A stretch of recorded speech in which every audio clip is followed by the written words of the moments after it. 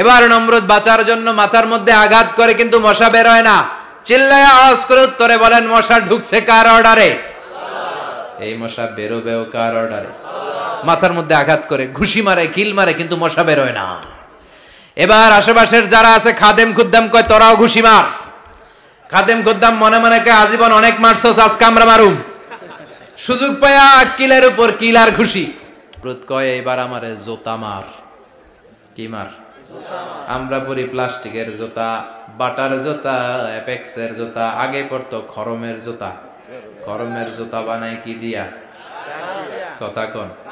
এবার কাঠের জুতা দিয়া খাদেম খুদ্দামরা মাথার মধ্যে বাড়ি পিটাইতে পিটাইতে মাথাটাকে ফাটিয়ে রক্তাক্ত করে জামিনের মধ্যে নমরুদরে শুইয়ে দিয়েছে। আর আল্লাহর সৈনিক সেই বাউদা মশা নাকের ভেতর থেকে শূন্যে উড়াল মেরেছে। চিল্লায় পড়েন আল্লাহু আকবার।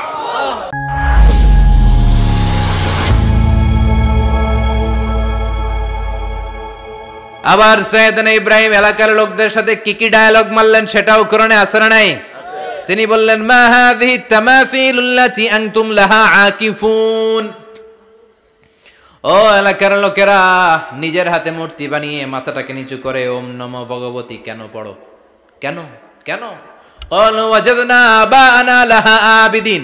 দেখেন, কনভারসেশন কি এক পক্ষের হয়? কথোপকথন করতে হলে কয় পক্ষ লাগে? উনি বললেন, এই মূর্তিগুলোর সামনে তোরা মাথা নত করে দাঁড়িয়ে থাকিস কেন? তারা বলল, ওয়াজাদনা আবানা লাহা আবিদিন, আমরা আমাদের বাপ দাদাদেরকে দেখছি এরকম করতে, এজন্য আমরাও করি। সাইয়েদনা ইব্রাহিম বললেন, লাকাদ কুনতুম আনতুম ওয়া আবাকুম ফি দালালিম মুবিন। তোরাও শেষ, তোকে বাপ দাদারাও শেষ। তোদের বাপ দাদারাও গোল্লায়, তোরাও গোল্লায়। চিল্লাই কোন ঠিক কিনা? কি কনভারসেশন! এরপরে বাৎসরিক পূজা অনুষ্ঠানের দিন আসলো। কিছুদিন আগে একটা হয়েছে না, সরস্বতী? এটা বোধহয় হিন্দু ভাইদের বিদ্যার দেবী। এরা এক একজনের কাছে এক একটা জিনিস নিয়ে যাওয়া লাগে। আমরা সব জিনিস চাই একজনের কাছে, তিনি কে? আল্লাহ। এটা কঠিন না সহজ? বিদ্যার জন্য ওই মন্দিরে, সৌন্দর্যের জন্য এই মন্দিরে, খাদ্যের জন্য দুর্গার কাছে, ঝামেলা না? আমরা সব কিছুর জন্য একজনের কাছে যাই, তিনি কে? আল্লাহ। বাৎসরিক পূজা অনুষ্ঠানে সবাই ইব্রাহিমরে ধরছে, ইব্রাহিম চল আমরা পূজা দিতে যাব। সাইয়েদনা ইব্রাহিম ফানাযারা নাযরাতান ফিন নুজুম, তাকালেন আকাশে আর বললেন, ইন্নী সাকিম, আমি যেতে পারবো না, আমি অসুস্থ। আমি কি? আসলে সুস্থ ছিলেন তো। অসুস্থ বললেন কেন? কারণ অসুস্থতা দুই ধরনের। চিল্লায় বলেন, একটা শারীরিক আর একটা মানসিক। সাইয়েদনা ইব্রাহিম মানসিকভাবে প্রচন্ড বিপর্যস্ত ছিলেন, অসুস্থ ছিলেন। এর কারণ গোটা উম্মাত মূর্তির পূজা করে, এই দৃশ্য দেখে কোনো নবী মানসিকভাবে সুস্থ থাকতে পারে না। উনি বললেন, আমি অসুস্থ, তোমরা যাও। সবাই বলল, ঠিক আছে আমরা যাই। ইব্রাহিম, তুই আমাদের ঘরের মূর্তিগুলারে পাহারা দে। মূর্তি পাহারাদার একজন ভালো লোক পাওয়া গেছে। মূর্তি পাহারা দেওয়ার জন্য ভালো একজন পাহারাদার পাওয়া গেছে। নাম? কথা কন। কথা বুঝতে কষ্ট হচ্ছে মনে হয়। মূর্তি পাহারা দেওয়ার জন্য কারে পাওয়া গেছে? সাইয়েদনা ইব্রাহিম কয়, ঠিক আছে আজকে পাহারা দিমু, জন্মের পাহারা। যা তোরা দিতাছি, পাহারা দিতেছি, যা। এইবার সাইয়েদনা ইব্রাহিম মূর্তির ঘরে ঢুকলেন। দেখেন কি সুন্দর কথোপকথন আল্লাহ তুলে ধরলেন। আল্লাহু আকবার। মূর্তির ঘরে, দেবীর ঘরে ঢুকে উনি ঘুরে ঘুরে তাকায়, দেখে একটা এমনি হা করে, আরেকটা ব্যা করে, এরকম 14-15টা হাত নিয়ে তাকায় আছে। উনি সবগুলার সামনে এভাবে তাকায় আছে। দেখে এক একটা এক এক এক চেহারার, একটা হাতির গণেশ স্টাইলের, আরেকটা এরকম, আরেকটা নারীর, আরেকটা বাঘের, আরেকটা তলোয়ার নিয়ে আইতাছি, কোপায় ফেলাবো। আছে না নাই? সবগুলোর সামনে যায়, যে যে দেখে আর অবাক হয়, কত ধরনের খোদার কাছে এরা কত কিছু চায়। আর যে দেখে প্রত্যেকটার সামনে ডেজার্টস আইটেম, মিষ্টান্ন, এক একটার সামনে রসমালাই, এক একটার সামনে কালো জাম, লাল জাম, রসগোল্লা, চামচাম, দুধ মালাই, মালাই চপ। আছে না নাই? জিব্বায় পানি চলে আসছে নাকি? তো সাইয়েদনা ইব্রাহিম অবাক, কিরে এত মূর্তি, এত ডিজাইন, এত ভাবে এরা অঙ্গভঙ্গি করে আছে, এত খাবার দেয়া, খায় না কেন? সাইয়েদনা ইব্রাহিম ভাবলেন, মনে হয় নাগাল পাই না, আমি একটু তুল্লা ধরি। উনি রসমালাইয়ের বাটিটা নিয়ে, যেটা হা করে আছে, ওইটার সামনে যায়, কয় খা। কি কয়? বানাই কইতেছি মনে হয়। ফারাগা ইলা আলিহাতিম, মূর্তিগুলোর কাছে গেলেন। ফাকালা আলা তাকুলুন, খাবি না? ওই খাবি না ডারে আমি কিছু খা, কোরআন থেকে বলছে, ঠিক কিনা? উনি ভাবলেন ওরা হয়তো খেতে পারে না, নাগাল পাচ্ছে না, কিংবা আমারে দেখে লজ্জা পাচ্ছে। নিচ থেকে রসমলাইয়ের বাটি তুলে ধরলেন, উনি বললেন খা, আর ওগুলা কয় হা হা করে রয়েছে, নড়েও না চড়েও না। উনি মুখের সামনে তুলে ধরে বললেন আলা তাকুলুন, খা। সবগুলার সামনে গেলেন, খা খা, কেউ খায় না, ওগুলো হা করে আছে। সাইয়েদনা ইব্রাহিম বললেন খা, কেউ কথা কয় না। উনি বললেন খাবি না কেন, তাইলে কথা ক। এই যে কষ্ট করে উড়াইলি, মুখের সামনে দিলাম, খাবি না কেন, কথা বল। আলা তাকুলুন, খাবি না কেন, কথা বল। মা লাকুম লা তাতাকাল্লামুন, খাবি না কেন। মা লাকুম লা তানতিকুন, হয় খা নয় কথা ক। বলতেই লাগলেন খা খা, প্রত্যেকটা মূর্তির সামনে গেলেন, খা, ওগুলা করে আছে হা, কোনো কথা কয় না। কয় কেন খাবি না, তাহলে কথা ক। খায়ও না, কথাও কয় না। আপনার ছেলে বায়না ধরছে, আব্বা চানাচুর খাম। কি খাম? চানাচুর কিনে দিলেন, এই নে চানাচুর। এখন চানাচুর খায় না। কিরে বাপ খাবি না কেন, কথাও কয় না। খায়ও না, কথাও কয় না। এখন বাকি আছে কোনটা? কথা কর। ফারাগা আলাইহিম দারবাম বিল ইয়ামিন, ডান হাতে কোপানো শুরু করলেন। ইচ্ছা মতো ঘুষি কিল মারতে মারতে মূর্তিগুলার সাইজ। ফারাগা আলাইহিম দারবাম বিল ইয়ামিন, এক একটা নবীর হাতে জান্নাতি শক্তি দিয়েছে কে? আল্লাহ। খা নাইলে কথা ক, খায় না, কথাও কয় না, বাকি আছে। মায়ের মারতে শুরু করলেন, মারতে মারতে সব শেষ। তারপরে খুঁজে পেলেন একটা কুড়াল। কি পেলেন? কুড়াল দিয়ে মারতে আরো সুবিধা, খালি এটারে এভাবে মারে, ওইভাবে মারে। মারতে মারতে যতগুলো মূর্তি ছিল সবগুলো মেরে বড় মূর্তিটার গায়ে মারতে যাবে, in the meantime stop, কয় না এটারে মারুম না। ফাজআলাহুম জুদাদান, সবগুলার টুকরা টুকরা, ইল্লা কাবীর আল্লাহুম, বড়টা ছাড়া ওইটারে রেখে দিলেন। আর বুদ্ধি করে কুড়ালটারে বড়টার কাঁধে ঝুলাইয়া দিলেন, বড় মূর্তিটার কাঁধের মধ্যে ঝুলাই দিলেন। ঘটনাটা সুন্দর হয়েছে না? এখন কেমন যেন মনে হয় এটা কোপাইয়া দাঁড়া রয়েছে বাবের বেটার মতো। বড় পূজার শেষ, পূজার দিনক্ষণ শেষ। বিকেলবেলা পূজা মণ্ডপ থেকে সব এসে দেখে সর্বনাশ। পাহারাদার ইব্রাহিম কই, আনতা ফাআলতা হাযা বিআলিহাতিনা ইয়া ইব্রাহিম। ইব্রাহিম, সর্বনাশ কে কইছে? তুই কইছত নি? কয় আইনো, বড়টাই কইছে।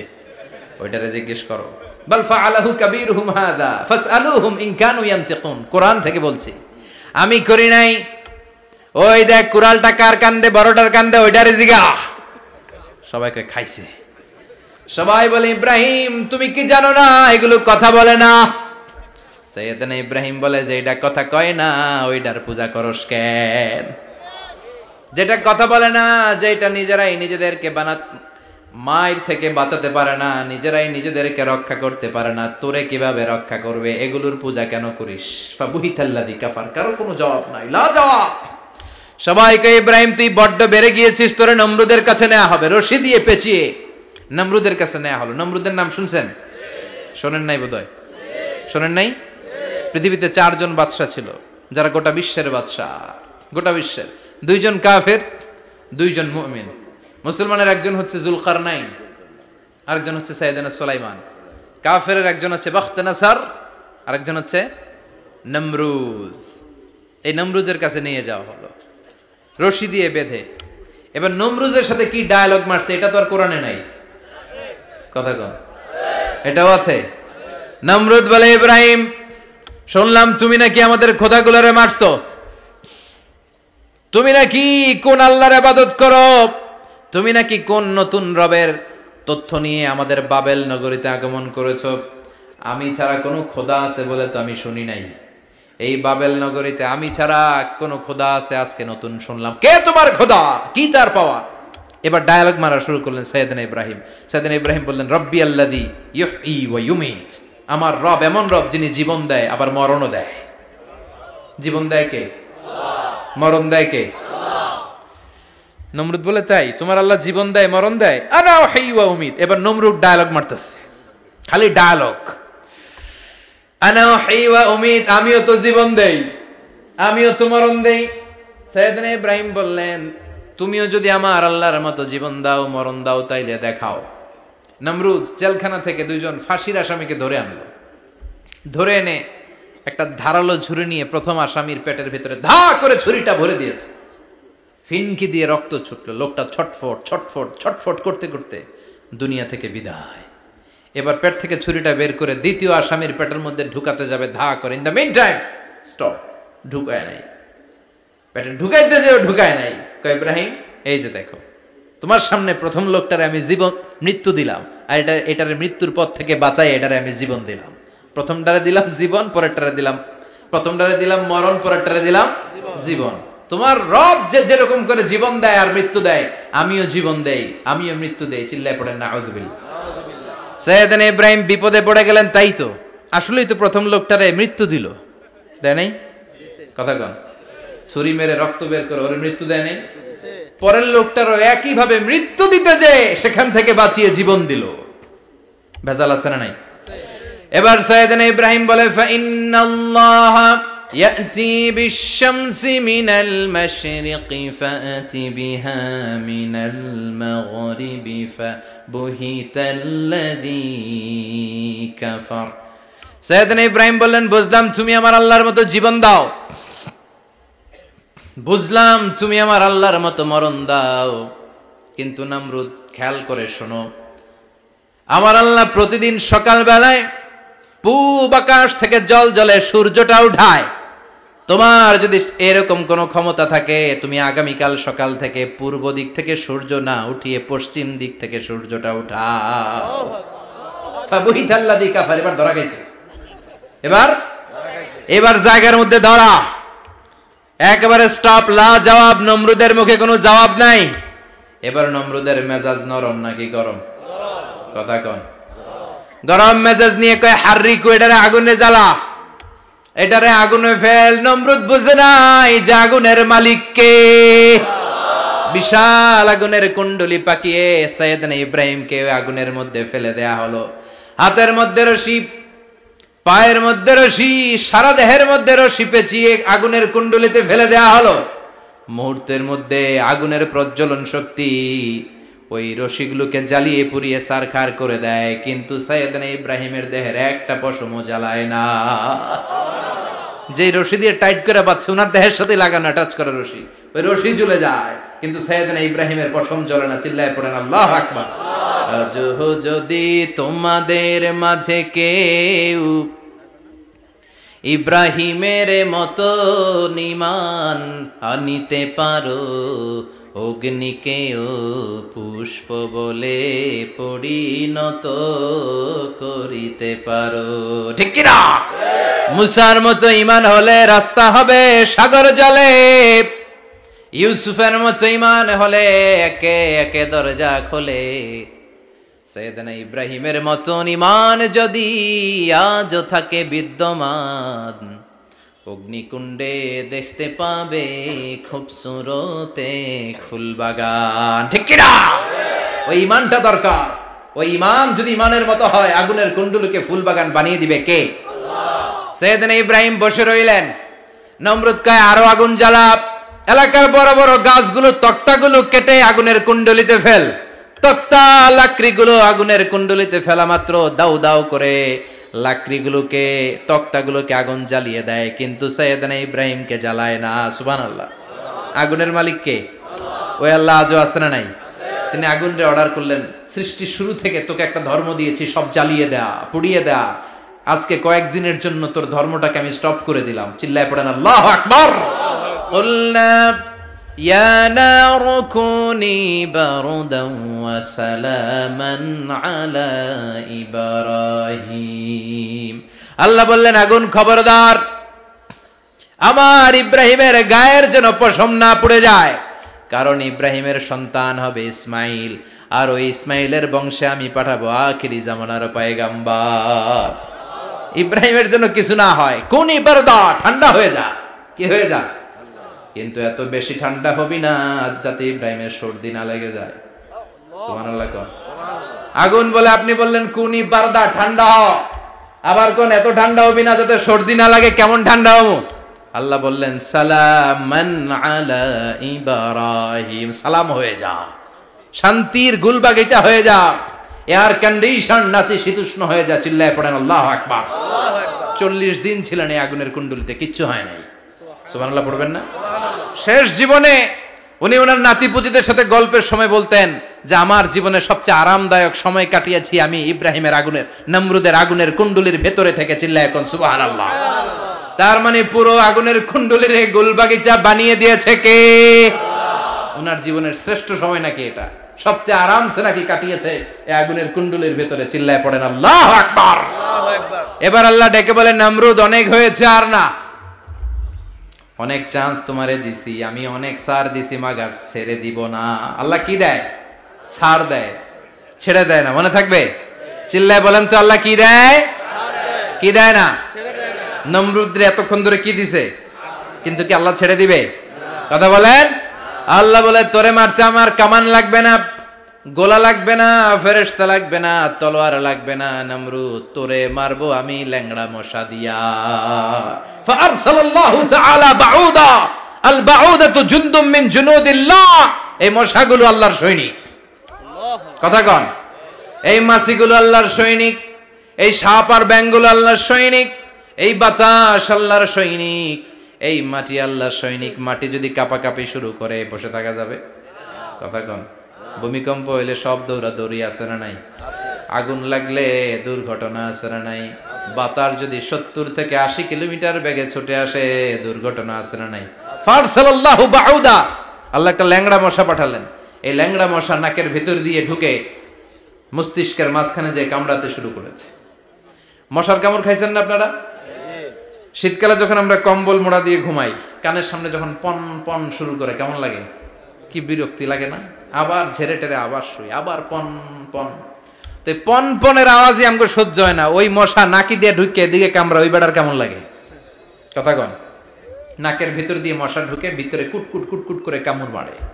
এই কামড় খাইয়া নমরুদ এবার নাচানাচি শুরু করছে। I M A disco dancer. Or dance দেখে সবাই হাসে, একেবারে I M A disco dancer. Or dance দেখে সবাই অবাক। ঘটনা কি? খোদায় লাফায় কে? এতদিন ধরে সবাই নমরুদরে পূজা করতো আর বলতো নমরুদ সবচেয়ে বড় খোদা, নমরুদ সবচেয়ে। এখন খোদা কি করে? ড্যান্স দেয়। চিল্লা এখন কি দেয়? এবার নমরুদ বাঁচার জন্য মাথার মধ্যে আঘাত করে, কিন্তু মশা বের হয় না। চিল্লায় আওয়াজ করে উত্তরে বলেন, মশা ঢুকছে কার অর্ডারে? এই মশা বেরোবেও কার অর্ডারে? মাথার মধ্যে আঘাত করে ঘুষি মারে, কিল মারে, কিন্তু মশা বের হয় না। এবার আশেপাশের যারা আছে খাদেম খুদ্দাম কয়, তোরাও ঘুষি মার। খাদেম খুদ্দাম মনে মনে কয়, আজীবন অনেক মারছস, আজকে আমরা মারুম। সুযোগ পায়া কিলের উপর কিল আর ঘুষি। আজীবন অনেক কাজ করাইছিস আমাদেরকে দিয়ে, অনেক জুলুম করেছিস, আজকে সুযোগ পাইছে মতো মাইরা লই। খাদেম খুদ্দাম ওরাও কিল ঘুষি। ঘুষাইতে ঘুষাইতে চেহারার মানচিত্র পাল্টাই দিছে, মাকার মশা বের হয় না। এই মশা ঢুকছে কার আদেশে? কথা কন। এই মশাটা যদি বেরোতে হয়, অর্ডার লাগবে একজনের। চিৎকার করে বলেন, তিনি কে? নিজেও মারে, বেরোয় না। খাদেম খুদ্দামরা মাথার মধ্যে কিল ঘুষি মারে, বেরোয় না। নমরুদ কয়, এবার আমারে জুতা মার। কি মার? আমরা পরি প্লাস্টিকের জুতা, বাটার জুতা, অ্যাপেক্সের জুতা। আগে পড়তো খরমের জুতা। খরমের জুতা বানায় কি দিয়া? কথা কন। এবার কাঠের জুতা দিয়ে খাদেম খুদ্দামরা মাথার মধ্যে বাড়ি। পিটাইতে পিটাইতে মাথাটাকে ফাটিয়ে রক্তাক্ত করে জামিনের মধ্যে নমরুদরে শুইয়ে দিয়েছে। আর আল্লাহর সৈনিক সেই বাউদা মশা নাকের ভেতর থেকে শূন্যে উড়াল মেরেছে। চিল্লায় পড়েন আল্লাহু আকবার। তার মানে এত শক্তিশালী হয়েও, গোটা বিশ্বের রাজা হয়েও নমরুদের ক্ষমতা নমরুদরে বাঁচাতে পারে নাই। চিল্লায় পড়েন ঠিক কিনা? এজন্য ক্ষমতা কাউরে বাঁচাতে পারে না, দাপট কাউরে বাঁচাতে পারে না, অহংকার কাউরে বাঁচাতে পারে না, সৈন্যবাহিনী কাউরে বাঁচাতে পারে না। বাঁচাতে পারে একজন। চিৎকার করে বলতে হবে, তিনি কে?